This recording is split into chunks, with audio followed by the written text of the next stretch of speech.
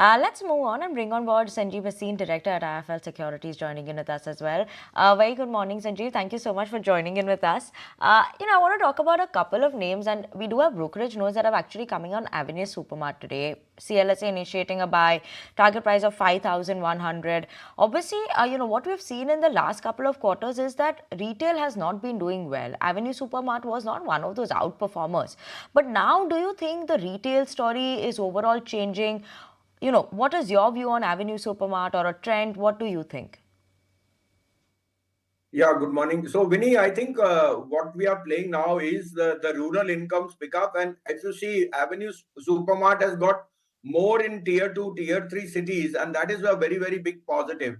We have a buy on this stock closer to that 37, 38 when it was just languishing. But we continue to be overweight on Geo retail. And Trent is something we have booked profit out on.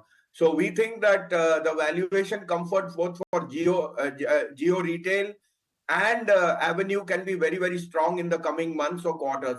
Simply put, if the two-wheeler and tractor sales are picking up, then rural incomes are bound to see good in the consumer staple and in that, I think that the supermart is a very good way of benefiting from that on volume front, on growth through more branch, outlets. And I think Avenue, after a long time of languishing, is now set to be a better outperformer in the near term. We also have a buy on some of the consumer staple stocks like Bata, Patanjali, and Godrej Consumer, which we think can be outperformers. Okay, Sanjeev, hi, morning. It's interesting that now the JSW MG Motor joint venture is talking about recreating a Maruti moment. They're looking at selling around 1 million electric vehicles by the year 2030. What's the view on this really shaking up the already fairly crowded auto space? How are you looking at new trends with EV, new launches, etc.? Yeah, good morning, Avan. So, firstly, Maruti has been my top pick and is the one of the top stocks with the Mahindra in our portfolio. And yesterday it hit all-time highs. I think 12,000 is not a number now. We are looking at 13 and a half coming on Maruti.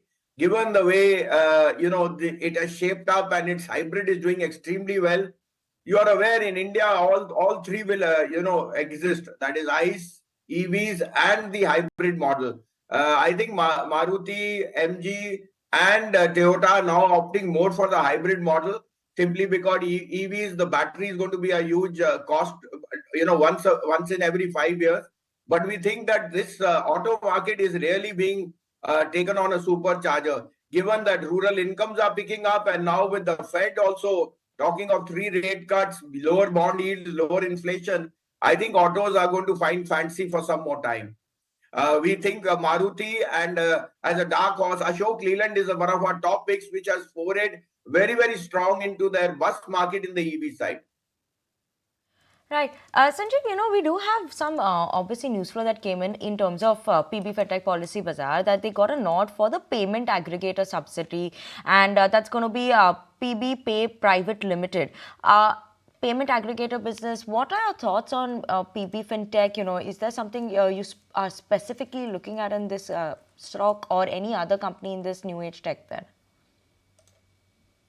Yeah, so Vinny, we've had a buy also on this stock. We've discussed it many times on your show from that 700 level, and it has been a relative outperformer. Insurance is in a very sweet spot, and the way PB Fintech has converted its business model, it has seemed to be a winner for a long time. But the stock has been on a supercharger. It has hit all-time highs. Take a contrarian view on Paytm also now. Like once the dust settles, the app is doing extremely well. They are talking of new business which is roaring above the 5 lakh rupee mark, but previously they had been little bit subject to discontinuing their below 50,000 5 lakh rupee business, which they are now coming back with. They've got the approval for being a third party payment gateway, which is again a positive. I think all the negatives are priced in there. But we think that PB Fintech is definitely an outperformer, but buy on lower levels. And Paytm could be a dark horse. We own that stock. It has been a low perform, a relatively weak performer. But we think that here there is enough room of comfort now, at least on the price and the earnings going forward will dictate the trend. Okay. You know, there's an interesting strategy as well that's come out from HSBC India on the mid and the small caps. They said that yes, there has been a correction in the mid and the small caps, which has triggered concern to the possibility of a deeper correction. But they believe that while they prefer large caps, there are a lot of opportunities for mid caps. In sell-off as well, and they've highlighted some interesting mid-cap ideas: Nika, Prestige Estates, Phoenix Mills, Ipca Labs, etc. Just wanted to know how you're reading into this underperformance, Sanjeev, of the broader end of the market. Would there be some specific, I know you always have a can of ideas to share with us, but if you had to nail it down to say the top 5 mid-caps that would maybe remain unscathed even in times of volatility run up to the election, what would they be?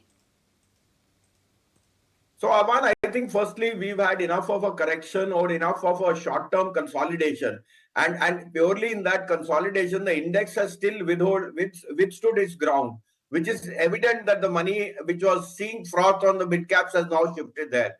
We are very, very bullish on the PSU pack, particularly the power lenders. We've had a buy on REC PFC from, I think, when they've turned 3-4 times from here. REC PFC continue to be in a very sweet spot. 1 lakh crore now being spent on solar panels, in solar energy, in wind energy, you name the business, REC PFC are gaining traction. There is the best recovery from state electricity boards.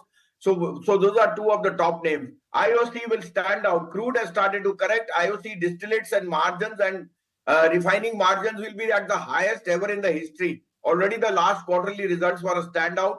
IOC would be the third name over there. Ashok Leland is another name which we are very positive. RBL Bank, where Mahindras have taken a stake, it is not a 4% just as a passive investor. They are the largest shareholders. RBL Bank's NIMs and net interest margins are going to be very, very strong. And lastly, I think Ramco. Ramco Cement is a stock which everyone must own in their portfolio. 2.3 times price to book, trading at at the lowest enterprise value to EBITDA, and prices in South are now headed on the northwards. I think at closer to 800, this stock is a very must have in your portfolio. So this is a summary of some of the mid caps, and if you can add one Federal Bank, I think Federal Bank from here can be an outperformer. It can even hit new highs, given that the liability franchise is doing extremely well and they've garnered more share in the gold loan. Right. Naresh. Sanjeev, good to have you on board. Good. Thanks for joining in. If you like this video, then like, share and subscribe to ET Now.